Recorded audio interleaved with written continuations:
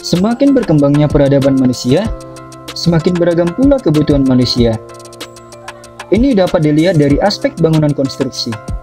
Pada zaman dahulu, orang membuat jalan hanya dengan menyusun batu-batuan atau kerikil-kerikil. Tapi, kini semuanya telah berubah.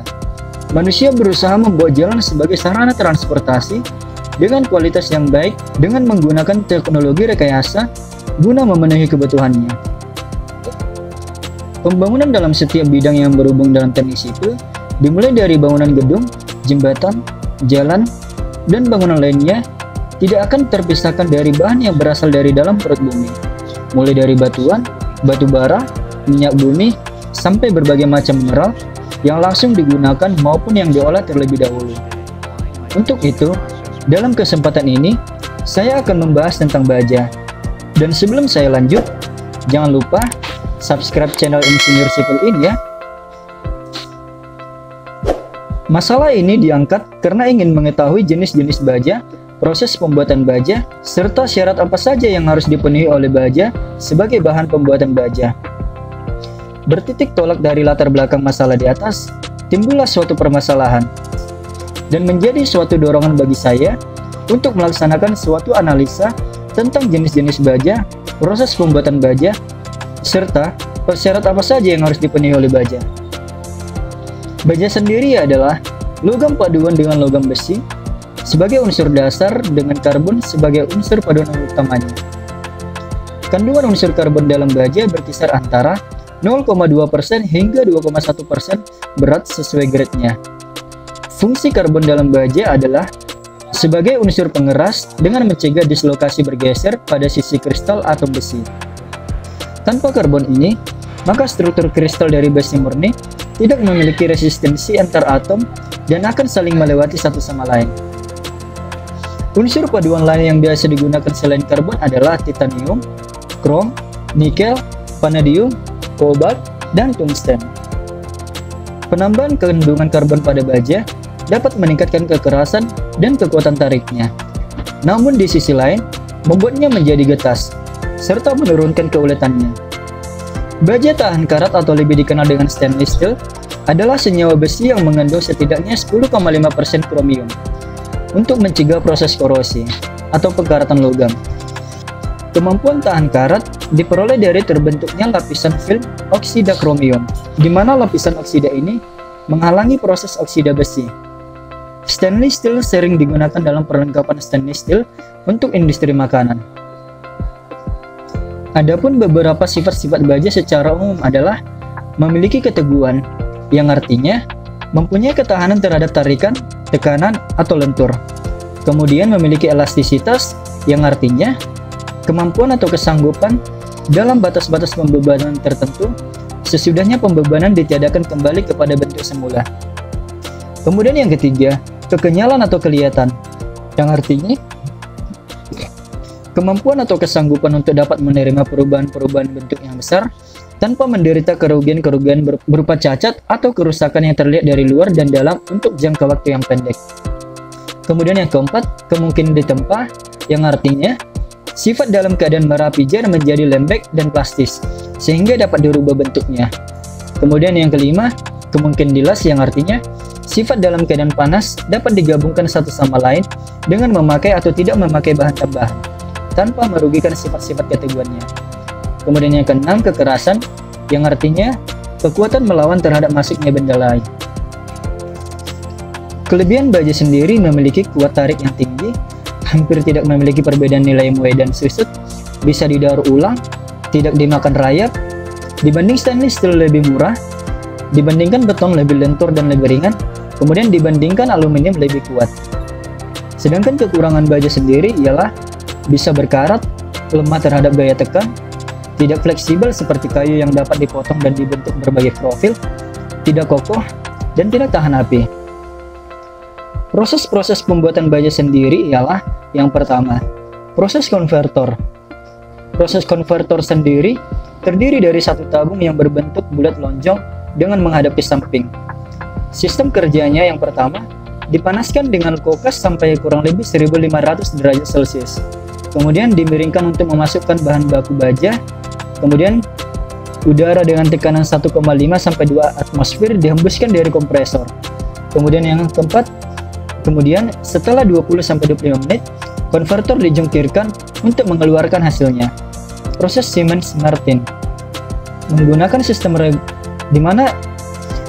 sistem regenerator kurang lebih 3000 derajat Celcius, di mana fungsi dari regenerator ini adalah memasukkan gas dan udara atau menambah temperatur dapur, kemudian sebagai fondamen atau landasan dapur, dan menghemat pemakaian tempat. Kemudian yang ketiga, proses Basic Oxygen Furnace, di mana proses Basic Oxygen Furnace ini memiliki sistem kerja, logam cair dimasukkan ke ruang beker, kemudian dimiringkan lalu ditegakkan. Oksigen kurang lebih 1000 derajat Celcius ditiupkan lewat oksigen lens ke ruang bakar dengan kecepatan tinggi. Kemudian yang ketiga, ditambahkan bubuk dapur atau CaO untuk menurunkan kadar P dan S. Bentukan dari Basic Oxygen Furnace ini menggunakan oksigen murni tanpa nitrogen. Kemudian prosesnya hanya lebih kurang 50 menit. Kemudian tidak perlu tuyer di bagian bawah. Kemudian fosfor dan sulfur dapat terusir dulu daripada karbon. Kemudian biaya operasi murah. Untuk yang keempat, proses dapur listrik, di mana proses dapur listrik ini memiliki temperatur tinggi dengan menggunakan busur cahaya elektrod dan industri listrik. Keuntungan proses dapur listrik ini ialah mudah mencapai temperatur tinggi dalam waktu yang singkat. Kemudian temperatur dapat diatur, kemudian efisiensi termis dapur tinggi, kemudian cairan besi terlindungi dari kotoran dan pengaruh lingkungan sehingga kualitasnya baik. Kemudian kerugian akibat penguapan sangat kecil. Kemudian yang kelima, proses dapur kopel, mengolah besi kasar kelabu dan besi bekas menjadi baja atau besi tuang. Di mana prosesnya ialah yang pertama, pemanasan pendahuluan agar bebas dari uap air. Kemudian bahan bakar atau arang kayu dan kokas dinyalakan selama kurang lebih 15 jam. Kemudian kokas dan udara dihembuskan dengan kecepatan rendah hingga kokas mencapai 700 sampai 800 mm dari dasar tungku. Kemudian yang ketiga, kokas dan udara dihembuskan dengan kecepatan rendah hingga kokas mencapai 700 sampai 800 mm dari dasar tungku. Kemudian 15 menit baja cair dikeluarkan dari lubang pengeluaran.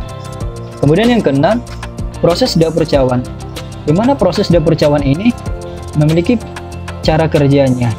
Di mana proses dapur cawan ini memiliki cara kerja yang pertama, proses kerja dapur cawan dimulai dengan memasukkan baja bekas dan besi kasar dalam cawan. Kemudian dapur ditutup rapat. Kemudian dimasukkan gas-gas panas yang memanaskan sekeliling cawan dan muatan dalam cawan akan mencair. Kemudian yang keempat, baja cair tersebut siap dituang untuk dijadikan baja-baja istimewa dengan menambahkan unsur-unsur paduan yang diperlukan. Meskipun baja sebelumnya telah diproduksi oleh pandai besi menggunakan tungku pembakar selama ribuan tahun, penggunaannya menjadi semakin bertambah ketika metode produksi yang lebih efisien ditemukan pada abad ke-17. Dengan penemuan proses Bessemer di pertengahan abad ke-19, baja menjadi material produksi massal yang membuat harga produksinya menjadi lebih murah. Saat ini, baja merupakan salah satu material paling umum di dunia, dengan produksi lebih dari 1,3 miliar ton tiap tahunnya, menggantikan besi tempa. Baja merupakan komponen utama pada bangunan, infrastruktur, kapal, mobil, mesin, perkakas, dan senjata. Industri baja sering digunakan sebagai indikator perkembangan ekonomi, dikarenakan peran baja untuk memenuhi kebutuhan infrastruktur dan perkembangan ekonomi secara menyeluruh. Tahun 1980, lebih dari 500.000 pekerja di industri baja, dan pada tahun 2000, pekerja di industri baja menurun hingga 224.000. Perkembangan ekonomi di India dan Tiongkok yang pesat mengakibatkan peningkatan permintaan baja pada tahun belakangan ini. Antara tahun 2000 hingga 2005, permintaan dunia terhadap baja meningkat sekitar 6% sejak tahun 2000 beberapa perusahaan baja Tiongkok dan India. Dan pada tahun 2005, BGS atau British Geological Survey menyatakan bahwa Tiongkok adalah produsen baja terbesar di dunia. Sekitar sepertiga produksi baja di dunia berasal dari Tiongkok, disusul oleh Jepang, Rusia, dan Amerika Serikat. Tahun 2008, baja menjadi komoditas perdagangan di London Metal Exchange. Dan pada akhir 2008, industri baja sempat terjatuh sehingga banyak menyebabkan pemutusan hubungan kerja. Baja pada zaman kuno dan antik sudah dikenal dan biasanya diproduksi menggunakan tungku tempa dan tungku wadah. Pembuatan baja paling tua dalam sejarah